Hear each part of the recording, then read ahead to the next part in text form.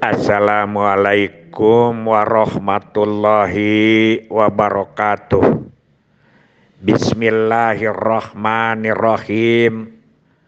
Alhamdulillahilladzi amarona bisilatil arham wa nahana anit tafaruqi wal udwan. Allahumma sholli ala sayyidina Muhammadinil fatihi lima ukhliqa wal khatimi lima syabaqo nasiril haqi bil haqi wal hadi ila siratikal mustaqim wa ala alihil haqqo wa miqdarihil azim amma ba'du. Bapak Ibu dan kawan-kawan sekalian serta anak cucu Aki, obrolan ini kita lanjutkan. Tidak ada pengaruh lain kecuali adalah ada independensi yang ingin tetap berjuang, berbakti, atau memberikan pandangan-pandangan. Ya, seperti yang Aki kemarin jelaskan, ada beberapa orang pengamat yang selalu memberikan masukan-masukan dan berjuang. Ya, diantaranya seperti Pak Dede Rusyono yang selalu menulis tentang program KB ini tiada hentinya walaupun sudah pensiun di surat-surat kabar. Malam ini Aki akan membahas tentang masukan dari Pak Yusar. Tadi malam sudah Aki sebutkan Pak Yusar sekarang bertempat tinggal di Bogor. Kayaknya aslinya orang Aceh beliau. Kadang-kadang nyindir, Ki jangan begini, ya kita begini begitu. Jadi tenang aja, si Pak Yusar ini adalah orangnya yang kreatif juga, pengamat ya. Yang pertama beliau menyarankan, dulu kan Ki waktu kita itu di diklat, mungkin tidak di diklat saja ya. Waktu kita di diklat itu selalu memberikan materi tentang analisa SWOT. Kelemahan, kekuatan, peluang, dan tantangan. Betul itu. Jadi selalu itu yang harus dikaji. Kemudian diterapkan di lapangan. Nah di lapangannya apa? Yaitu dengan pertemuan bulanan lengkap yang segala dibawa.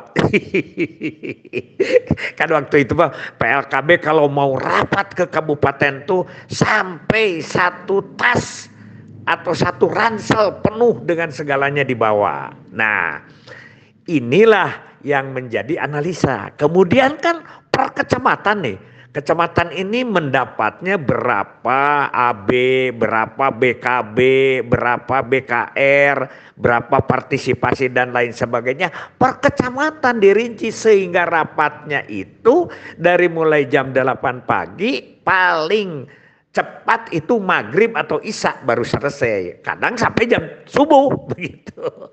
Nah itulah analisa SWOT dulu. Sekarang kayaknya itu betul apa yang dikatakan oleh Kang Dede bahwa setelah otonomi ini agak sedikit berbeda. Karena tidak mungkin seperti itu. Kenapa tidak mungkin?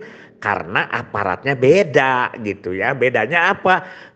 Dari orang lain mah tidak ada yang begitu. Kalau dulu BKKBN ada aja kayak gitu. Tapi sebetulnya bisa. Bisa, tidak ada yang tidak bisa di dunia ini.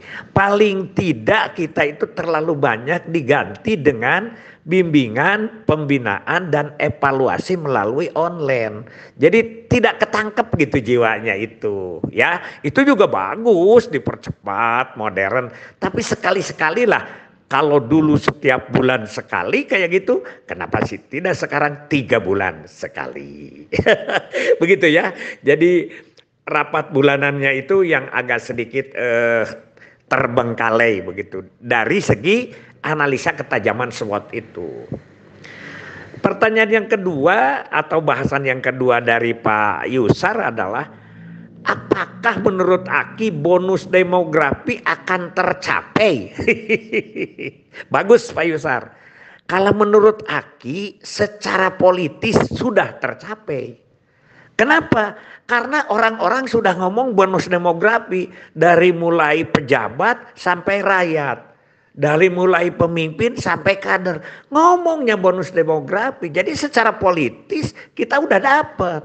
Paling tidak ada orang yang ini bonus demografi. Walaupun tidak ngerti dia itu apa bonus demografi. Tapi paling tidak secara politis, secara KIE masa kita udah dapat.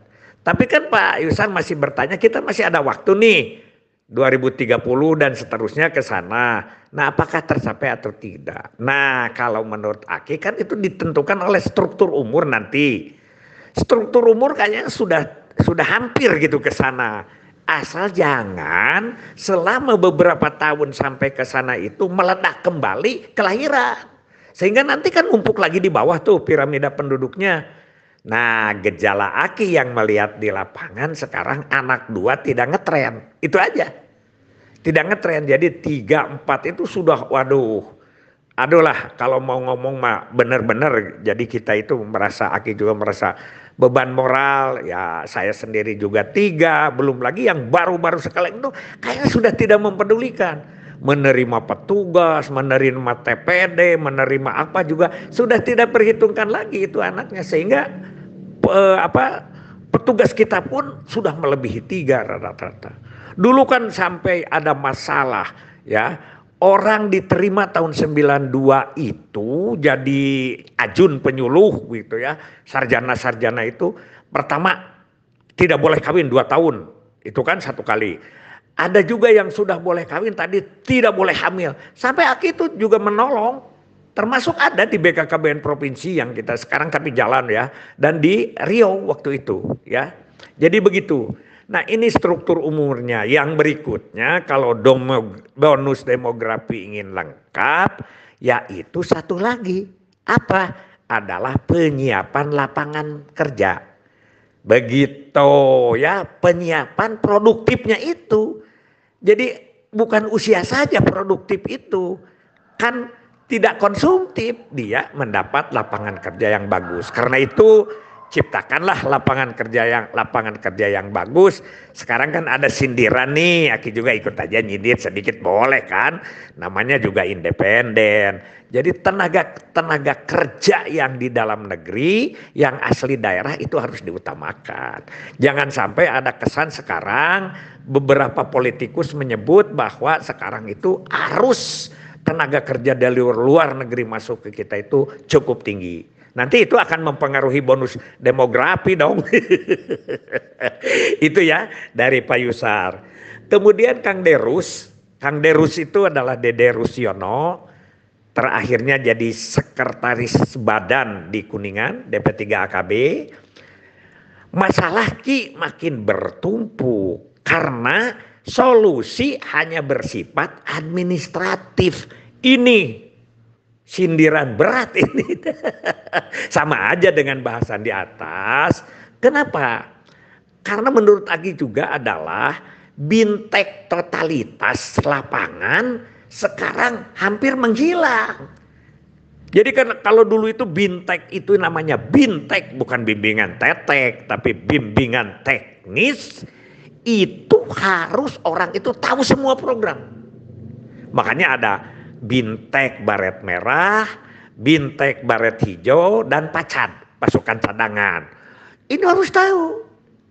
Nah, jadi dia itu membina ke bawah dengan 4 hari itu kan. 1 hari analisa di kabupaten dengan di perjalanan, 2 hari di lapangan yang tinggi dan rendah pendapatannya pada bulan itu. Kemudian besoknya hari keempat evaluasi di kabupaten dengan kajian SWOT yang tadi itu. Begitu. Nah sekarang itu sudah hampir hilang. Jadi diganti dengan administrasi katanya, kata Kang Dede itu. Nah, adapun ada sekarang pembinaan teknis itu pun ya tidak segencar dulu, yaitu pembinaan teknis komponen. Jadi kalau Kabin KS membina keluarga, datangnya gitu, datang ke sananya ke UPPKA gitu ya. Terus ke pendudukan, datangnya ke santri. Jadi jalurnya dia dulu nggak begitu ya. Dulu semua orang dengan diwakilkan Bintek, karena Bintek itu adalah wakil pimpinan yang datang ke lapangan. Dan sekali-kali pimpinannya pun turun. Aki dengan Pamuji ya, sampai belusukan di Banten segala macam, sampai ke desa. Nah itu, jadi sekali lagi komponen aja sekarang itu. Jadi kalau misalnya sekarang bidang KB dalam rangka pelayanan KB, mencari aseptor begitu. Di situ. Kalau dulu enggak. Jadi satu orang itu misalnya Aki Bintek waktu Bintek di Sukabumi misalnya, atau Bintek di mana gitu di Banten, itu semua kita ya membina BKB, kita membina postpartum program, kita membina orang-orang yang tidak ngerti tentang hitungan-hitungan kependudukan. Jadi Bintek itu setengah total.